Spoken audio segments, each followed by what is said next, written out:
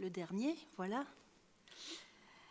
Bon, on va faire comme ce matin. Je vous propose de regarder la vidéo d'abord et puis j'ajouterai quelques mots après.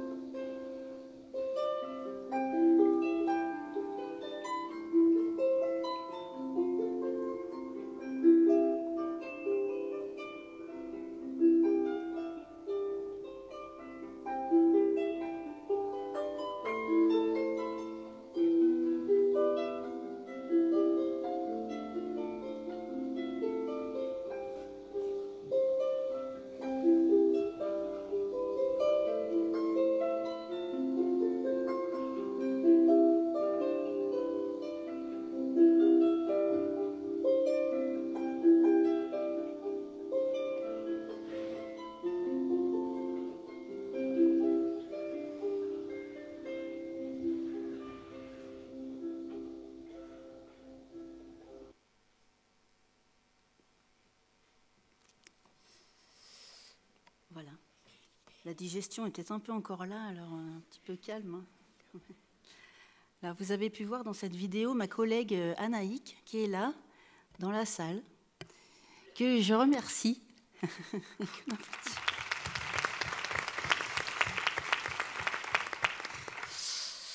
On a parlé de délicatesse ce matin, et je pense que là, on est bien au centre de ça. Et tout à l'heure, vous avez parlé des enveloppes. On utilise aussi ce terme en musique, hein, de l'enveloppe musicale, du bain musical qu'on peut apporter à un patient. Et là, je pense qu'on a expérimenté ça ensemble, hein, comme je vous expliquais ce matin, qu'on travaille vraiment avec l'équipe. Alors, donc Anaïk, elle est aide-soignante dans le service depuis plusieurs années maintenant. Et elle prépare actuellement une formation d'esthéticienne. Donc c'est très naturellement, puis ça fait déjà plusieurs années déjà qu'on peut travailler sur des soins comme ça, qui sortent du soin de la toilette, du pansement, du soin technique. Mais c'est un autre apport au corps avec le patient.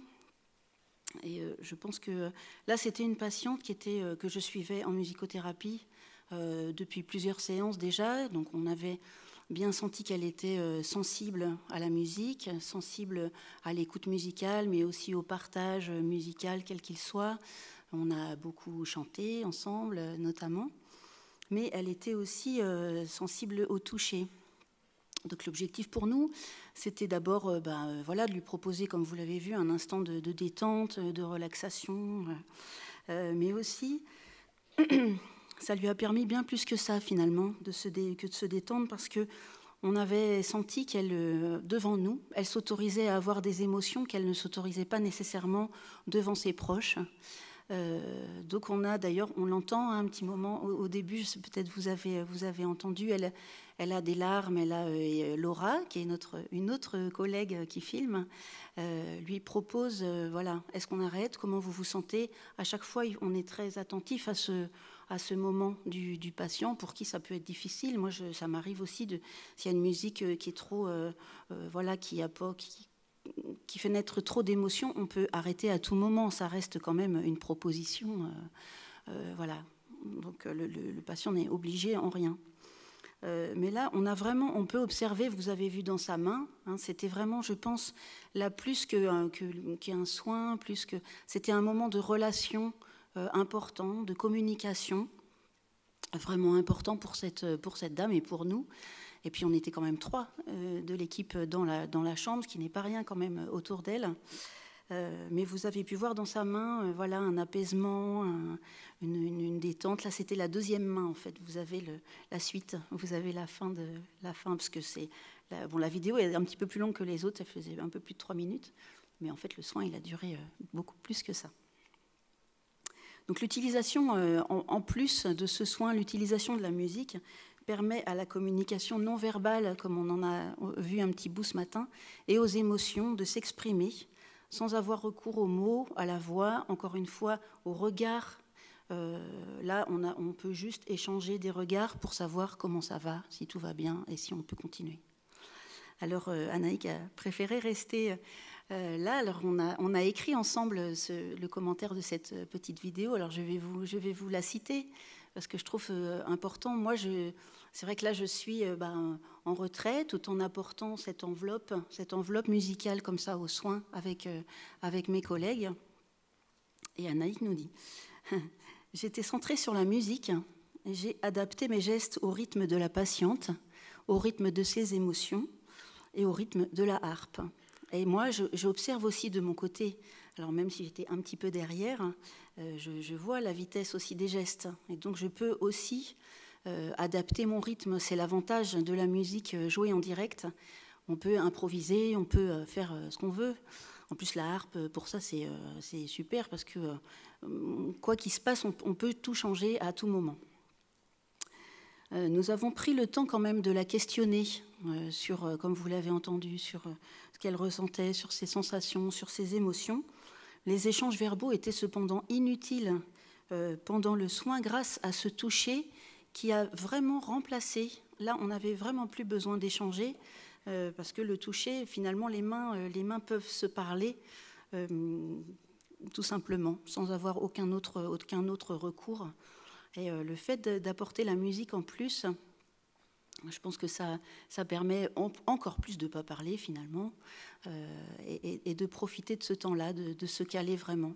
Il y a dans ces cas-là une sorte de méta-communication, si on peut dire. Les cerveaux marchent entre eux sans qu'on ait vraiment besoin d'en parler.